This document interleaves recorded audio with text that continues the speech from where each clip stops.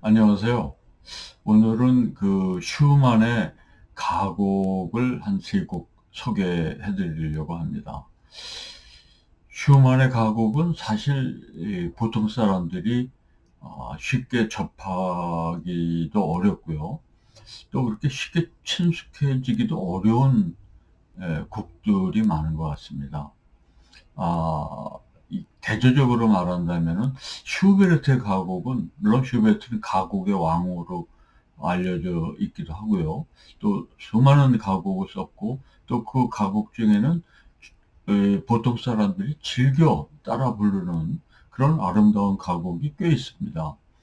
그 이유는 아마도 슈베르트의 가곡은 슈베르트 자신이 이 풍부한 감정을 정말 그 머릿속에서 흘러나오는 그 아름다운 멜로디에 입혀서 우리에게 굉장히 그 따뜻한 느낌을 주고 또 정말 풍성한 어떤 그 감성의 느낌을 주기 때문에 보통 사람들도 좋아하고 또 따라 부르기도 쉬운 노래들이 꽤 있는 것 같습니다. 반면에 슈만의 가곡은 어떻게 보면 따뜻하다기보다는 좀 쓸쓸하다 그럴까요? 좀 스산한 그러한 서정성을 가지고 있어서 왠지 친밀하게 다가가기가 어려운 그런 곡들이 많은 것 같습니다. 근데 제가 오늘 세 개의 가곡을 소개를 하려고 하는데요. 그래서 가곡집 메르텐과 디히터 리베 중에서 슈만의 그런 어떤 그 고결한 아름다움을 보여주는 노래를 좀 소개해 드리려고 합니다. 어, 제가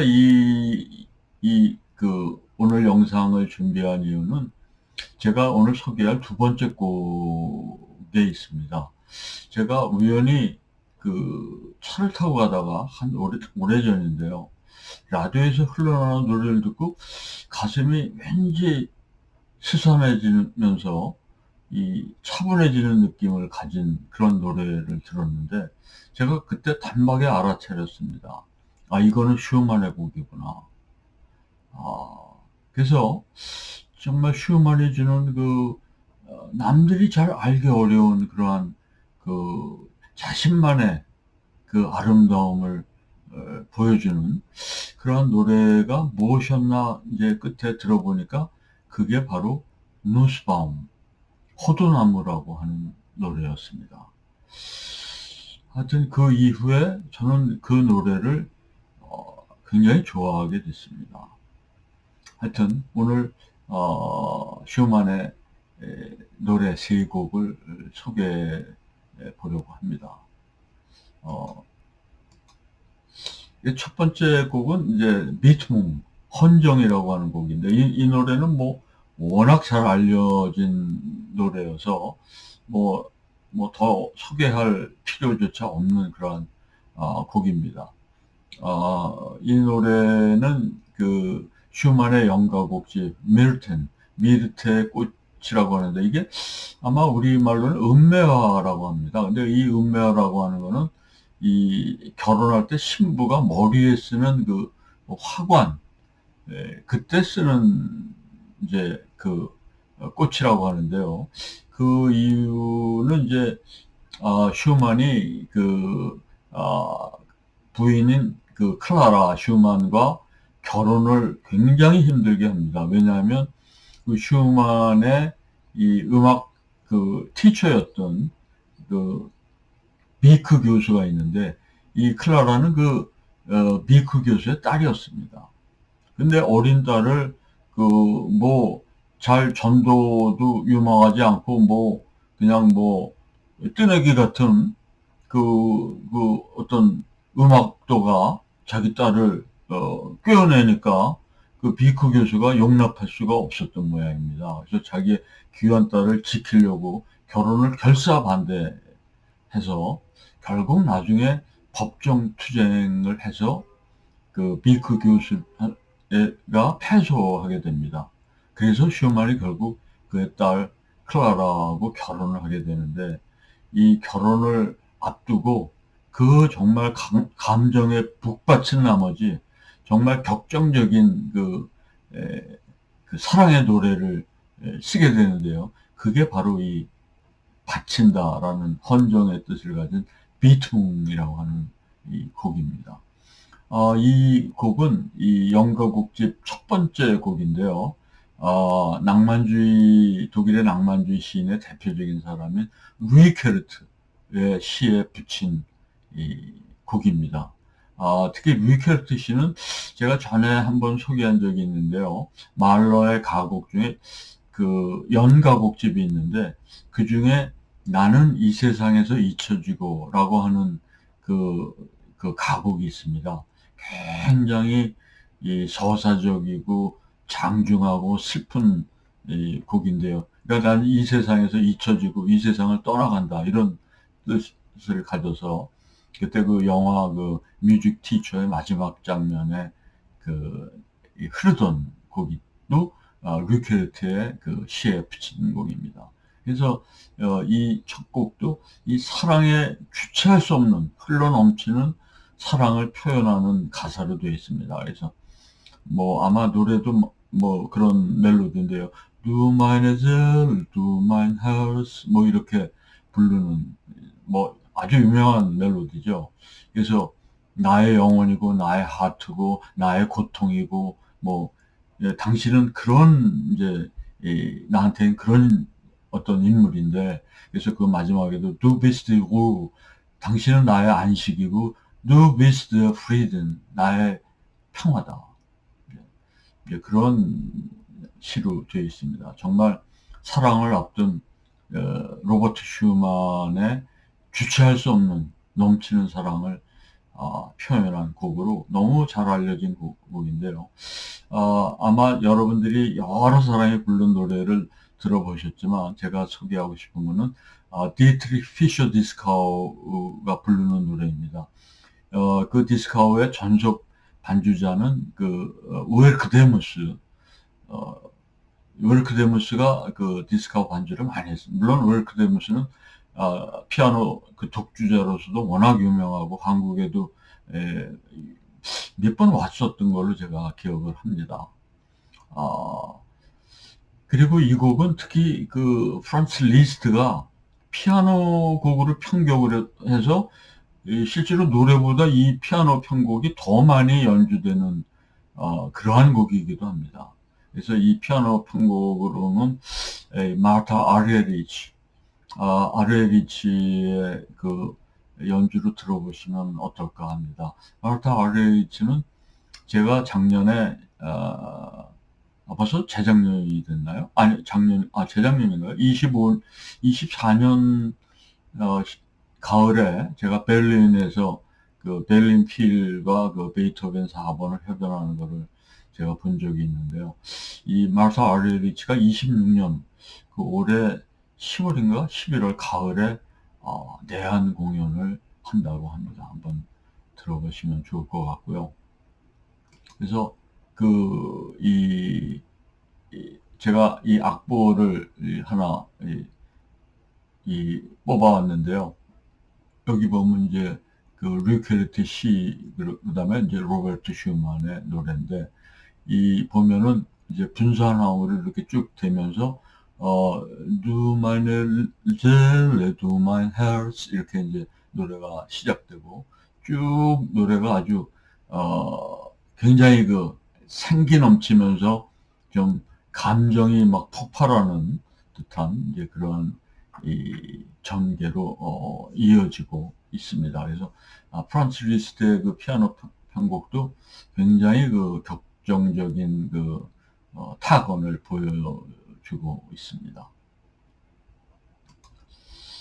이 다음에 제가 소개할 곡이 바로 이 Der Nussbaum, 호두나무라고 하는 겁니다. 이 독일어로는 아마 이 SS를 이렇게 좀 다른 표기로 써 있죠, 되게. 근데 이제 그런 표기가 영문에는 없으니까 SS로 써 있는데, 바움은 나무라는 뜻이고요. 그래서 거기서 세 번째 곡입니다. 이 뮤테이 꽃에서 제 3곡인데요. 이 시는 율리우스 모젠이라고 하는 이 시인의 시인데, 이분은 저도 잘 모르는 시인입니다. 그리고 보통 사람도 아마 잘 모르지 않을까 싶은데요. 이분의 시에 이제 맞춰서 작곡을 했는데요. 이 가곡을 보면요. 어떤 그리움과 어떤 기다림, 어떤 순수함, 어떤 설레는 마음, 이런 것들이 아주 복합적으로 표현되고 있는 그런 아주 좀 쓸쓸하면서도 아름다운 그러한, 멜로디를 갖고 있습니다. 특히 피아노의 앞에 전주가 이 분사나음으로 이렇게 펼쳐지면서, 이제 노래가 시작되는데, 그 목소리와 그 피아노의 어울림이 아주 그 마음을 가라앉히는 그런 서정적인 분위기를 연출해서, 제가 이 노래를 처음 들었을 때 정말 가슴이 이렇게 내려앉는 듯한 느낌을 받았던 기억이 있습니다. 그래서 이 노래는 가사를 제가 쭉 소개하기보다는요, 그 가사를 정확하게 모르더라도 이 어떤 이 한 소녀의 어떤 기다리는 마음, 사랑에 설레는 마음, 이런 것을 연상하면서 들으시면 그 느낌이 그대로 와닿을 거라고 저는 생각을 합니다. 그리고 이 모젠의 시는 제가 소개를 하겠습니다만, 운이 너무너무 기가 막히게 맞는 시인 것 같아요. 그래서 그 가군이 굉장히 잘 짜여져 있는 시라고 저는 생각이 듭니다. 이 곡은 제가 여기 이 레코딩을 소개했는데요. 하나는 이제 여성이 부르는 마바라 보니가 이제 노래를 하고요. 블라디미르 아슈케나지가 이제 피아노 반주를 한, 그것도 굉장히 아름답습니다. 그리고 또 하나는 아까 소개한 피셔 디스카우와 웰크 데무스의 그 반주로 노래하는 게 있는데, 다 독특하게 아름다움을 표현하고 있습니다. 어떤 여성이 노래하는 거와 남성이 노래하는 게 어떻게 다른지 한번 감상해 보시면 좋을 것 같습니다. 그래서 이 시를 한번 잠깐 보시면요. 이건 뭐 조금 어렵긴 합니다만, 아마 첫 문장이 As green as ein Nussbaum vor der Haus. 집 앞에 푸르른 호도나무가 있었다. 이제 이렇게 시작되면서 운이 A, B, B, A 이 형식으로 끝까지 되어 있습니다. 그래서 Haus, 그 다음에 duftig, luftig, 이제 이렇게 또 운이 맞고요. 그 다음에 그 다음 줄도 estet aus, 하우스와 대구가 되죠. 그 다음 줄에도 역시 dran, linde, winde, umfahren. 그래서 A, B, B, A의 그 가군이 그대로 유지되고 있습니다. 그 다음 절도 gefahrt, neigend, beugend, 그 다음에 sart, 이렇게 운이 맞게 되어 있고요. 그 다음 줄도 보면 결국은 das, dechte, nechte, 그 다음에 nicht bas로 끝나고요. 그 다음에도 sogar, leise, 느리게라는 뜻이죠. weise, 그 다음에 jahr, 똑같이 운이 맞죠. 그 다음에 마지막 구절인데 역시 baum, sehnend, wehend, 그 다음에 바우가 트라움 이렇게 운이 맞게 되는데, 마지막 구절은 아마 이제 웃으면서 레클렌트가 좀 웃는다 이런 뜻인 것 같은데요. 미소 속에서 sinkt in Schlaf und Traum. 미소를 지으면서 잠과 꿈 속으로 sinken, 이게 빠져든다. 이 미소를 먹으면서 잠과 꿈 속으로 빠져 들어간다. 이런 귀절로 끝나고 있는 그런 가곡입니다. 정말 들어보시면 굉장히 좋은 편안한 느낌을 받으실 겁니다. 그래서 제가 여기 악보를 소개했는데요. 이 악보를 보시면 이제 처음에 피아노 반주가 나오는데 그 낮은 음자리부터 높은 음자리 이 스코어로 이 분사나옴이 쭉 이렇게 올라가는 이 상승하는 이 펼쳐나옴으로 전개가 되는 것을 볼 수가 있습니다. 뭐 제가 피아노를 못 쳐서 이게 어떤 정말 느낌이 드는지를 피아노를 치는 분은 아마 느낄 수 있을 텐데, 하여튼 악보로만 봐도 그러한 아주 그 펼쳐진 분사나움이 낮은 음부터 이렇게 높은 음으로 쭉 연결되고 내려오고 다시 올라가고 이런 것들을 반복하고 있는 피아노가 건반을 보여주고 있습니다. 그러고서 노래가 되는데, 노래가 그렇게 어려운 멜로디는 아닌 걸로 아마 보실 수 있을 겁니다. 그래서 굉장히 아름다운 노래라고 생각되는데, 요 피아노의 이 펼친 분사나옴은 그 다음 소개할 곡에도 비슷한 양상으로 전개되는 것을 아마 볼 수가 있는데요. 한번 그때 다시 보시죠. 그리고 세 번째 곡은 아마 이것도 이제 잘 알려진 곡인데요. In wunderschöne Monat Mai, 아름다운 5월이라고 하는 정말 아름다운 시입니다. 이거는 정말 유명하기도 하고 참 아름다운 시라고 저는 생각을 합니다. 이거는 슈만의 연가곡 디히터 리베, 시인의 사랑의 첫 곡입니다. 그래서 디히터가 이제 시인이고 리베가 사랑인데요.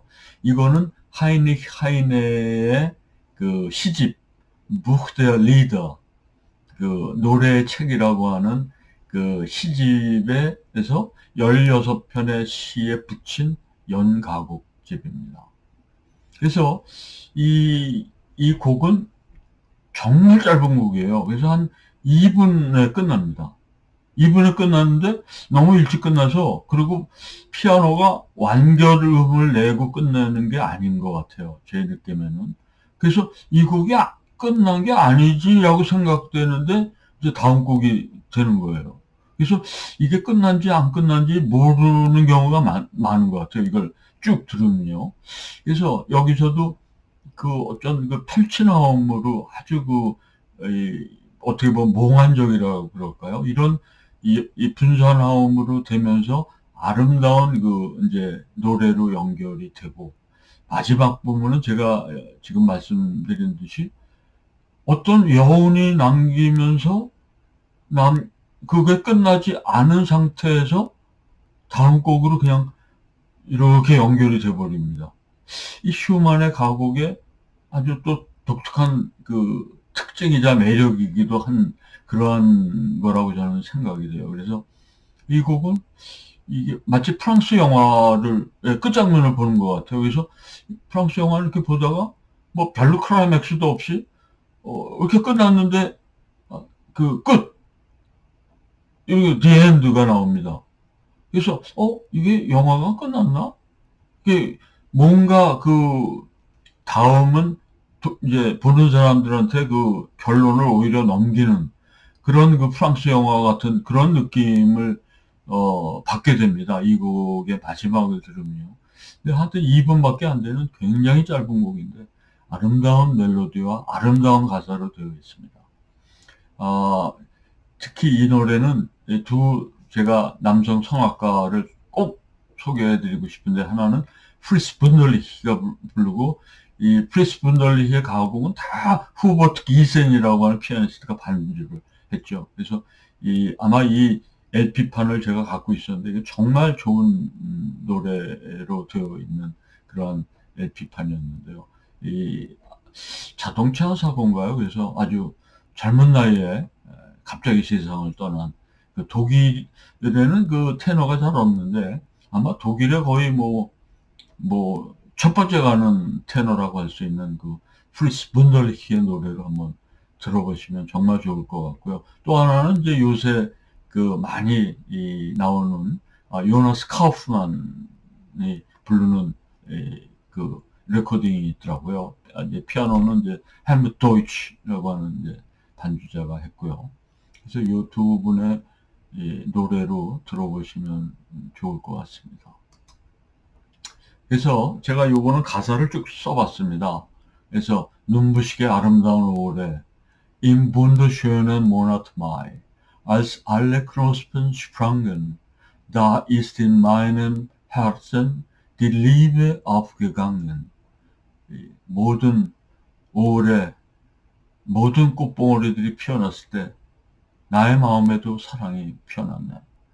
정말 아름다운 곡이죠. 그 아마 2절도 그런데요. Im wunderschönen Monat Mai, als alle Vögel sangen, da hab ich ihr gestanden, mein Sehnen und Verlangen. 눈부시게 아름다운 5월에 이번엔 꽃이 아니라 새죠. 모든 새들이 노래할 때 나는 그녀에게 내 마음을 고백했네. 나의 그리움과 갈망을.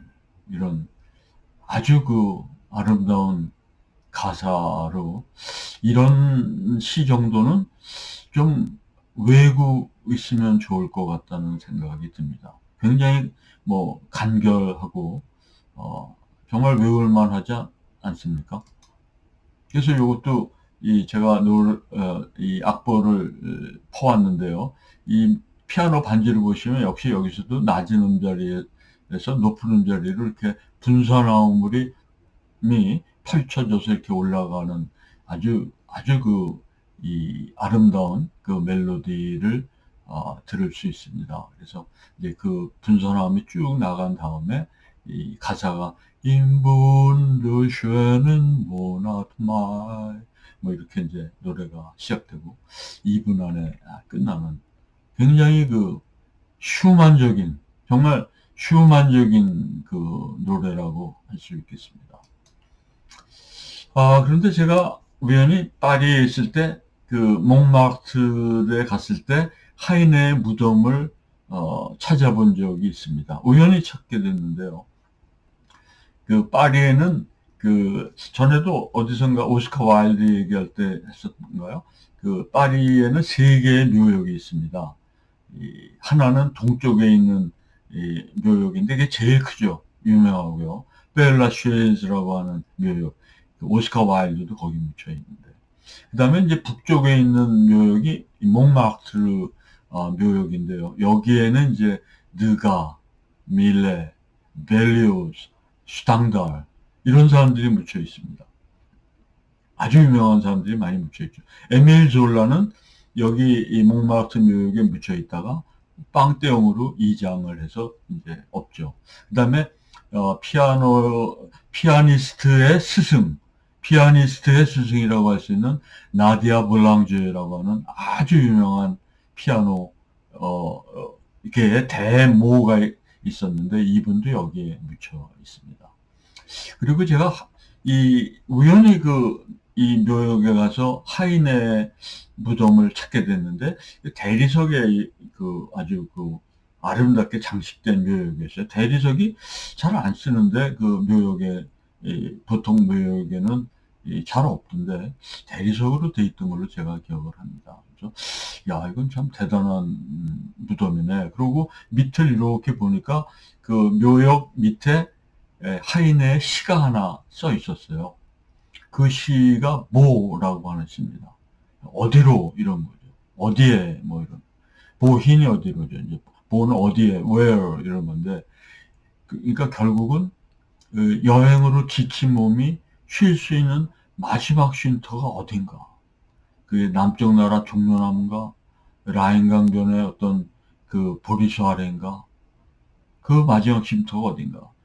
레스테 루에슈타트 마지막 쉼터죠.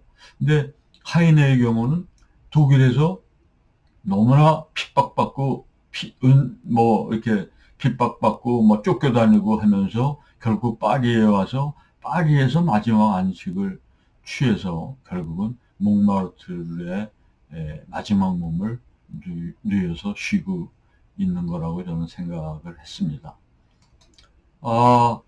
이 하이네 씨는 이 노래 말고도 아주 좋은 노래가 많은데요. 하나는 이제 맨델슨의 아주 아름다운 가곡이죠. 노래의 날개 위에. 많이 부르는 가곡이죠. Auf Flügeln des Gesanges.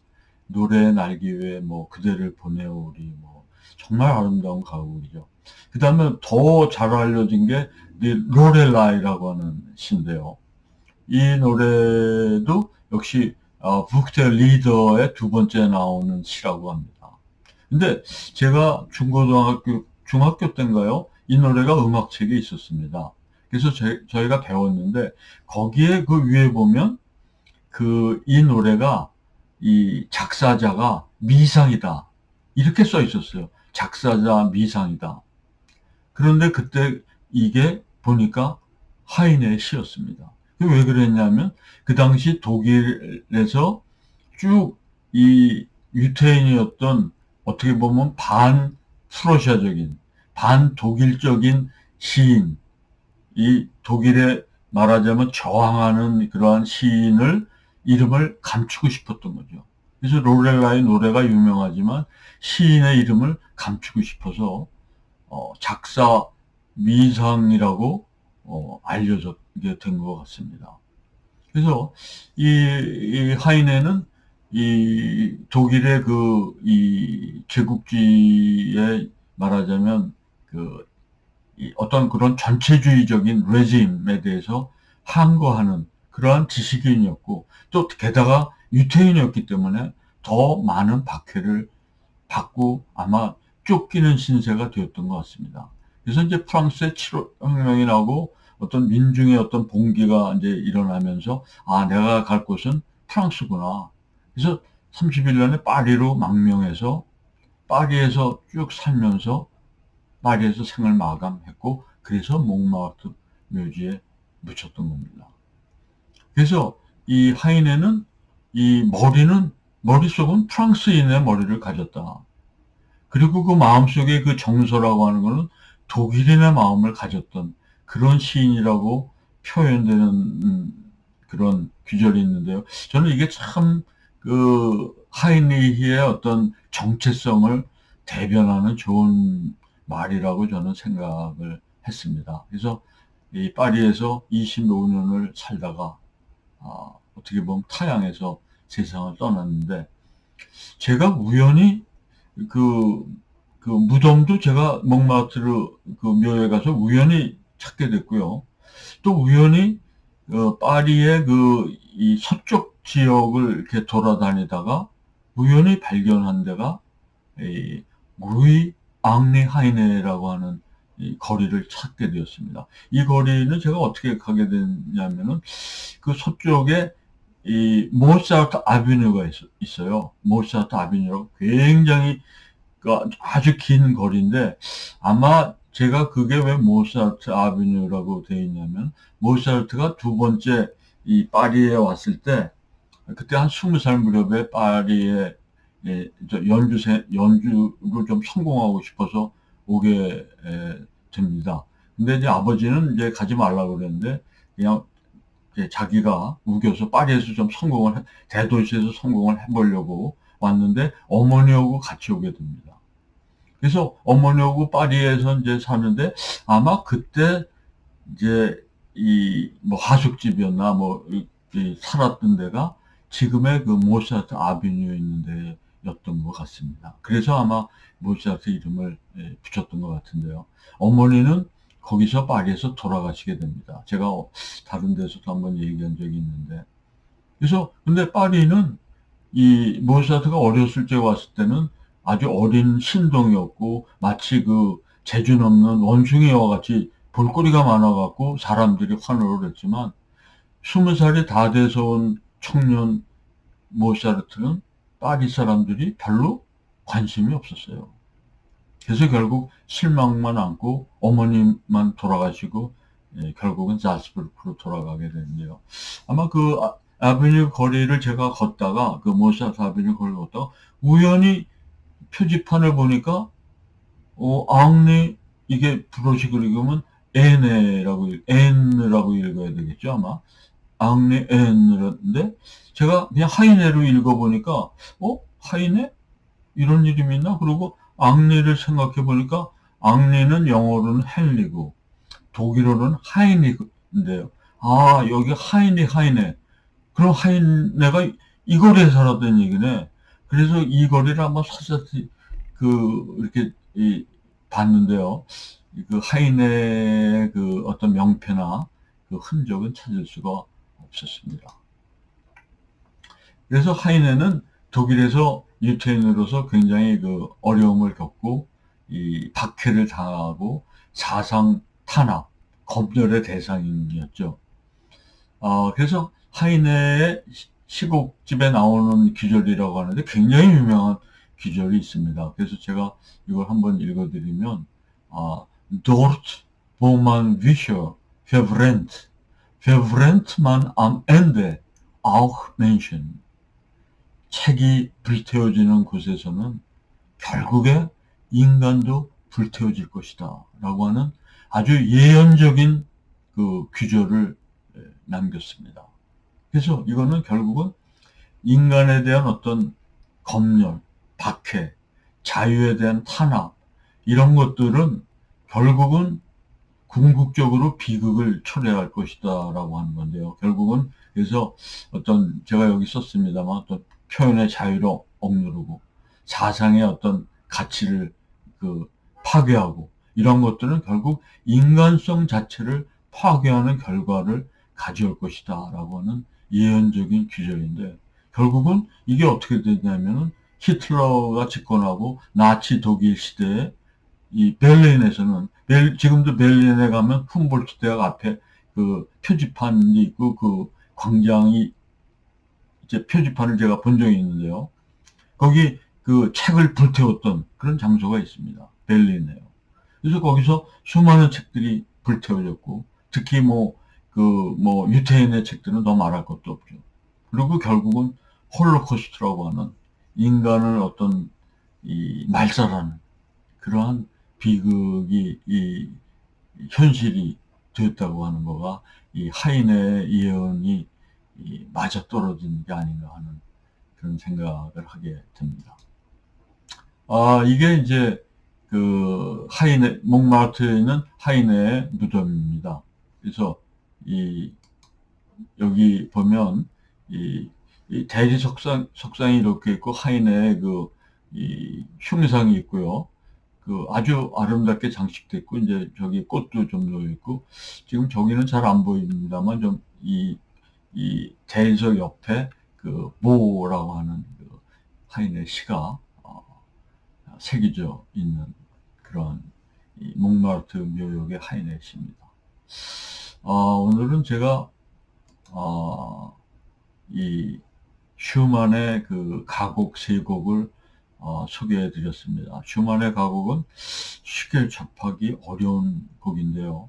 한번 가끔씩 혼자 있을 때, 혼자 커피 마시고 생각하실 때 한번 들어보시면 그 깊은 음악적인 아름다움과 어떤 내면의 침잠에서 오는 그런 마음의 평화와 위로를 느끼실 수 있을 거라고 저는 생각이 듭니다. 그래서 슈베르트의 가곡의 아름다움도 물론 훌륭하고 너무나 정말 정감 넘치고 좋은 곡들이 많지만 슈만의 가곡도 한번 기회가 되실 때 접해 보시면 좋은 경험이 될 거라고 저는 생각을 합니다.